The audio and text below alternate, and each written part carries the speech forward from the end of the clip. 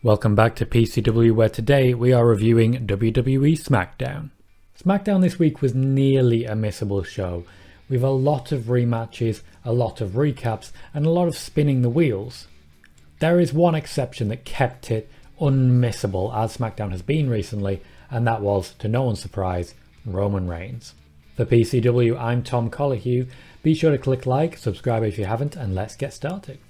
We started, as is tradition now, with the table, or at least the head thereof.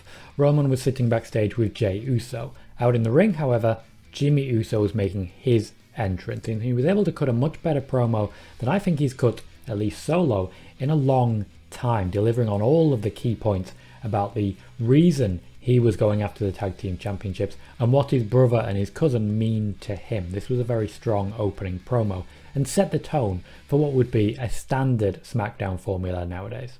Our opening match saw the return of Big E alongside Kevin Owens against Sami Zayn and Apollo Crews, the Intercontinental Champion. The intention here is to build towards Kevin Owens versus Apollo Crews one-on-one without Commander Aziz involved, which will of course result in a change of Intercontinental Champion.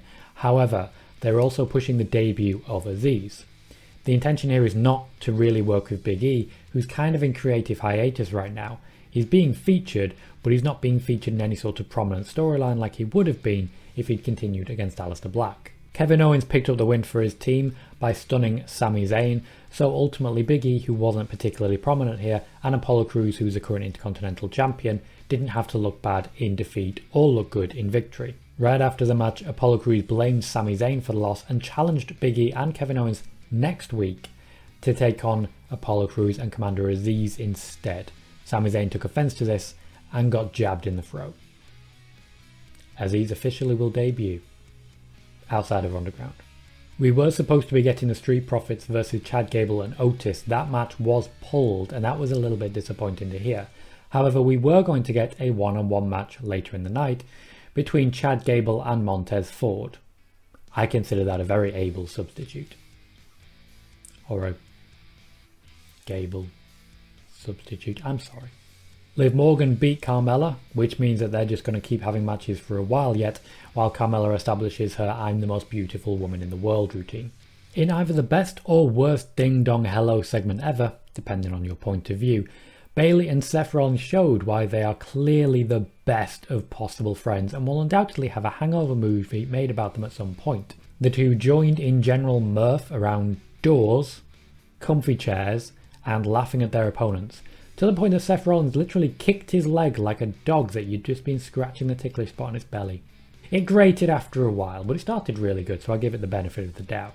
Cesaro would return, attack Seth Rollins after patiently waiting at the door for Seth to open it, and after the segment, Bianca Belair would come down and laugh at Bayley. Because that's what this feud is, just a lot of laughing at each other. With about 40 minutes to go, SmackDown started to get really quite good. Rey Mysterio was interviewed backstage about the beating that Dominic Mysterio took, and he essentially said, "At the end of the night, I will be waiting in the ring for Roman." A real intense side of Rey Mysterio was shown, and I, for one, really quite enjoyed it.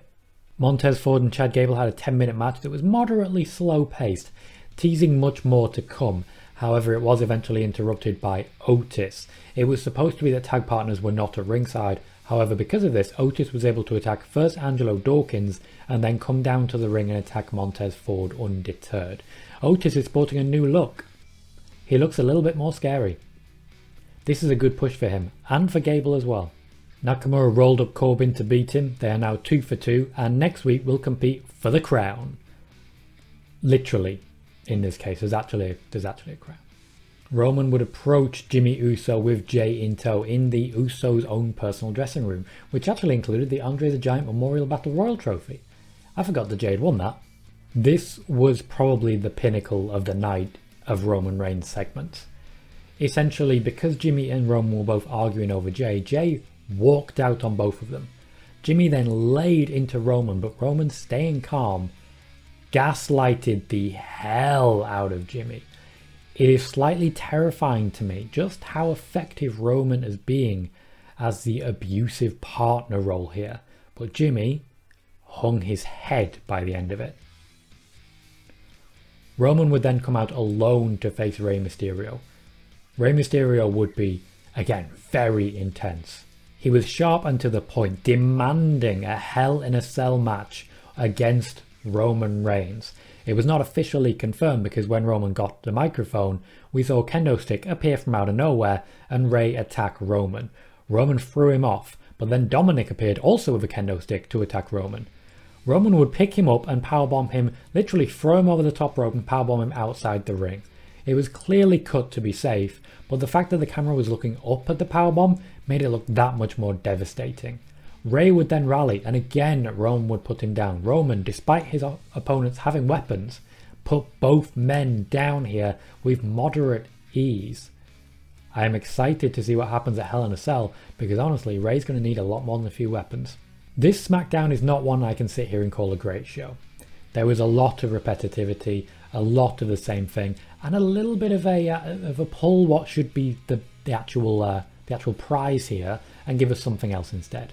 It seemed like they were just spinning their wheels waiting for next week, which will of course be the go-home show to Hell in a Cell, so they just killed time this week. The exception was Roman Reigns. Quite often you'll see on social media the idea that SmackDown isn't a good show, it's just that Roman Reigns is so compelling he makes SmackDown better. More often than not, I don't agree with that. This week, it is definitely the case. Let me know what you thought of SmackDown in the comments. I've been Tom Colley, he's the PCW. Thank you very much for watching.